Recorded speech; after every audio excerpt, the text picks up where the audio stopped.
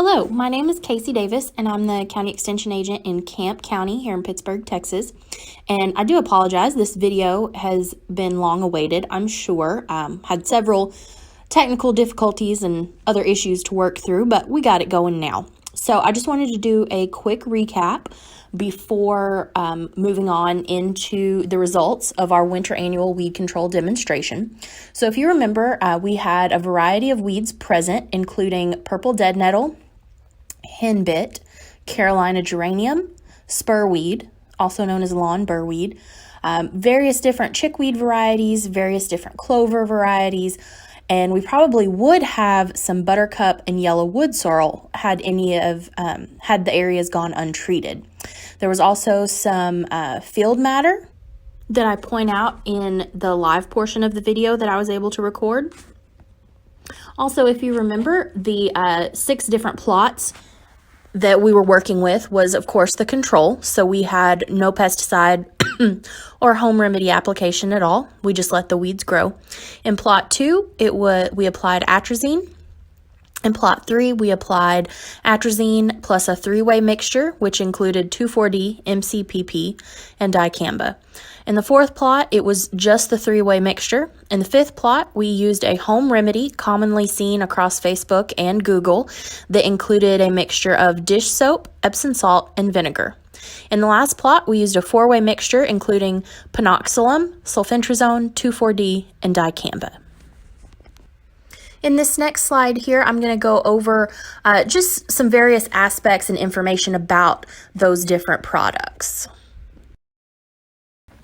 Okay, of course, in the control plot, there's no real issues or concerns or rules or anything that we need to follow or go over there. For the Atrazine plot, that product is 4% active ingredient, and it is a ready-to-use product with a water hose attachment. The application rate is 0.86 fluid ounces per 100 square foot, and you can also use it as a spot treatment. You don't want to apply when the weather conditions favor drift, temperatures above 90 degrees. You want to spray until the ground is wet, walk at a steady pace, and do note that this is toxic to aquatic invertebrates, so we want to be careful and not spray anywhere where we could have any runoff onto our water supply.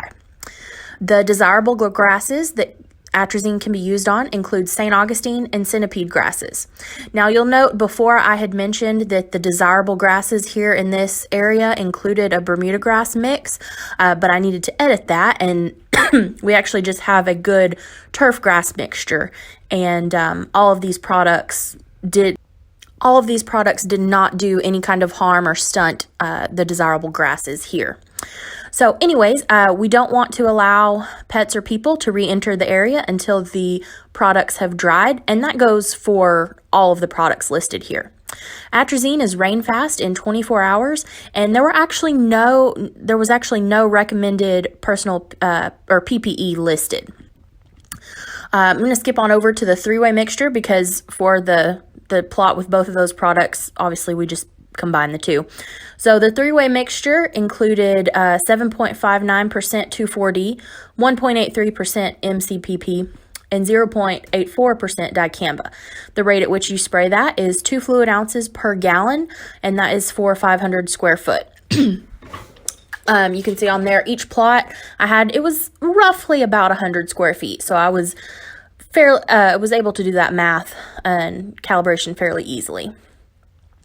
So again, and this is with most chemical products, you don't want to apply in your water runoff or storm drains. We don't want to apply when it's windy, and we want to spray when it is cooler than 90 degrees. We want to apply it as a coarse spray pattern because any products with 2,4-D are more likely to drift.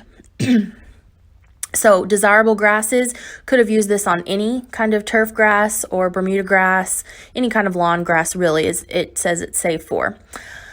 It is rain fast in 1 hour, and the PPE listed here includes a long sleeve shirt, long pants, socks, shoes, and rubber gloves. This 3-way product was in a container in which I had to mix, dilute down with water and put in my own sprayer.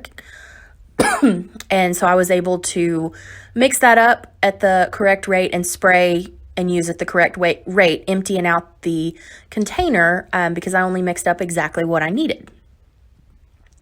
Moving on to the home remedy spot. So this one, there's not a lot of information on how to properly mix, etc., etc. So I went to Google, pulled one of the recommendations, which said 1 gallon of vinegar to 2 cups of Epsom salt and 1/4 a cup of Dawn dish soap. It said to mix well and use as a spot spray because this works similarly to glyphosate.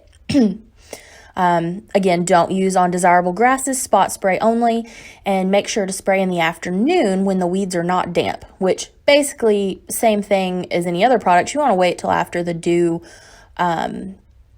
dries. Moving on to the last plot, the 4-way mixture, it was 0.14% panoxylum, 0.14% sulfentrazone, 1.46% 2,4-D, and 0.41% dicamba.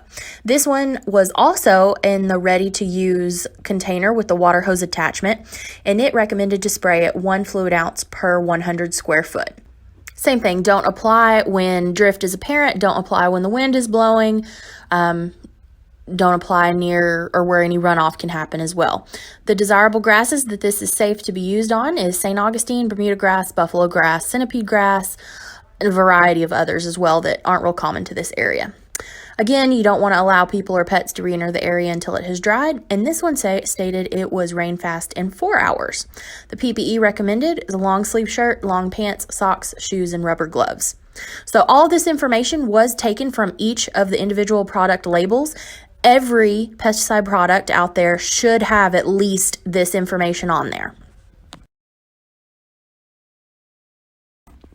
Before I was ready to apply, I made sure and checked out the weather. And so the weather outlook for Wednesday, Thursday, and Friday, it was going to be mostly clear, mostly sunny. The high, it had pretty decent highs, wasn't going to be too hot.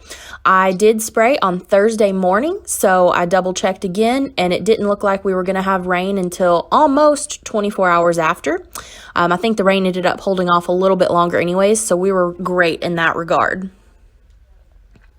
So here I am, ready for application. I've got all my PPE on. I've got a little bit extra. I always want to protect my eyes. And now I just want to give a few notes about the actual different products. So I did mention that 2 of the products, the Atrazine and the 4-way mixture, were both ready to use, and you just had to attach the top of the container to the water hose.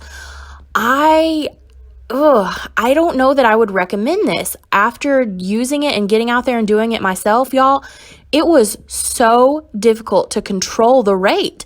And you really couldn't tell what rate you were spraying at. You could see that, oh, that's a higher rate. Turn the water hose down, the pressure down a little bit. Oh, that's a lower rate. But there was no way for you to accurately measure. And then since you attached it to the whole container, there was no way to like pre-measure and say, okay, I only need 2 ounces. I'm only going to put 2 ounces in this sprayer and use it all. So you couldn't do that with these, see? And so I do believe on the plots in which I used the Atrazine and the 4-way mixture, I did spray a little heavy, a little over the amount that was recommended on the back of the label. And you will see there was a little burning and stunting, but overall, since most of the desirable grass was still dormant, it's not going to have a long-term effect on it. But I would give you that caution. Just be real careful and maybe start with a very low water hose pressure if you're going to use the ready-to-go mixes. Otherwise, of course, you will see in the video here that Atrazine is one of the top products that I am going to recommend. So if you're not comfortable with kind of playing the guessing game on that ready-to-go attachment, I'm sure that you can purchase it in a concentrated form that needs to be diluted and put into a sprayer. The 3-way mixture is that bio-advanced lawn weed killer product there in the blue container. It was one where I was able to mix up the exact amount I needed, put into my own hand sprayer, and spray out that exact amount. That was really easy to use. Again, in a few minutes here, you'll see that the product did work, but it wasn't our my top recommendation. Then lastly, we've got that home remedy mix there. You can see my dish soap, the Epsom salt in the back, and vinegar on the right. We just mixed that together and put it in a spray bottle there. I didn't like that, guys.